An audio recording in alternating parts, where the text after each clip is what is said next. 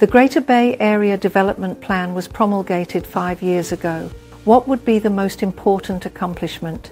And any suggestions regarding the future development of GBA? In those 5 years, we were affected in 2019 by riots in the streets of Hong Kong, and that was closely followed by 3 years of COVID quarantine policies. But the work between Hong Kong and the Guangdong cities in the GBA did not stop. I, for example, have been doing a lot of visits and discussions, dialogues with the Guangdong cities in the GBA in those 5 years. We have seen some results. For example, the establishment of the Hong Kong University of Science and Technology, Guangzhou, 1.7 kilometers away from the university campus, is the Min Sin Hong Kong School. Now, these two are education institutions. They are not exactly part of our business world, but these are important additions to the collaboration between the Guangdong city of GBA and Hong Kong and Macau. We also see the train schedule being adjusted, and it's now much more convenient for Hong Kong people to travel, for example, from West Kowloon to Nansha on a daily basis. So we could do day trips, day in and day out. Going forward, I see much bigger potential. And I think one area that we should focus on, and by we I mean both Hong Kong and Guangdong, and it may even involve the central government, is to make the connectivity easier between Hong Kong and Guangdong.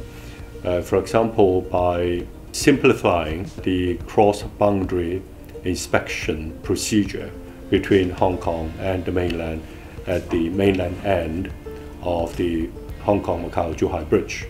Another example would be to allow mainland or Guangdong registered vehicles to come down to Hong Kong.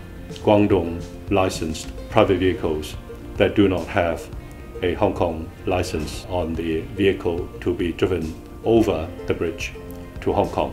They should not be confined to a parking lot at the Hong Kong end of the bridge. In my view, they should be allowed to be driven on Lantau Island, and they will not be able to cross the Tsing Ma Bridge into other parts of Hong Kong. They should not be allowed to be driven into the Tung Chung new town. Otherwise, within Lantau Island, whether our theme park, our shopping centers, our hotels, or more importantly, our Cheung Lap Kok airport. But these vehicles should be allowed to be driven from Guangdong to carry passengers who use our Hong Kong airport to fly to other cities in the world.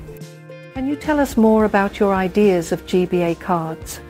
I think Hong Kong permanent residents who are non-Chinese nationals should be given their facilitation to travel to the GBA Guangdong cities by having a GBA card similar to an APEC card, so that they do not need to apply for visas, they do not need a visa on their passport, they do not need to have their passport stamped, and therefore they could travel more easily and more frequently.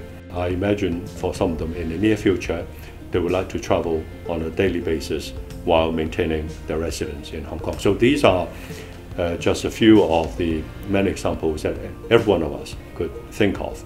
And these facilitation, I think, we could achieve much closer and faster integration between the economies of Hong Kong and the economies of Guangdong to everyone's benefit, to Hong Kong's benefit, to Guangdong's benefit, and to the benefit of foreign enterprises in Hong Kong.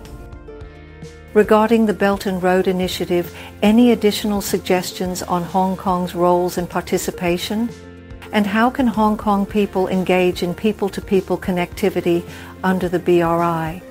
Hong Kong is a highly commercial city, and therefore whenever one hears the term Belt and Road International Cooperation, people think in terms of commercial cooperation. When it comes to people-to-people connectivity, it's not just about trade, infrastructure or capital. It involves, for example, arts and culture. It involves, for example, student exchange in education, and it also involves charity work. Again, Hong Kong is the only one city in the whole of China that has a very long history of using Hong Kong charities to assist the government in many areas of social work, including medicine, elderly care, education, and generally social welfare. So again, Hong Kong can carry the flag and go outside of Hong Kong to countries that are in need of help, extending the goodwill and the kind-heartedness of the Chinese people to such countries. I founded the GX Foundation, and GX are the first letters in the Chinese transliteration of the term 共享, meaning mutual sharing with the benefits. I founded this GX Foundation as a Hong Kong registered charity 6 years ago that specializes in nothing but assisting developing countries in the world in the field of healthcare and public health. And so far we are in 3 African countries and 3 Southeast Asian countries, helping the local government and local population in the areas of cataract blindness elimination and also dengue fever prevention. And this is very much part of the Belt and Road spirit of people-to-people connectivity and also mutual sharing. We shouldn't be the only one. We do not have a monopoly in this, and I encourage Hong Kong people, and again, Hong Kong has a long and thriving history of charitable work so far within Hong Kong, but I think we should use our kind-heartedness, our experience, our system, and also our huge talent pool to go outside of Hong Kong, go outside of China, and help other peoples.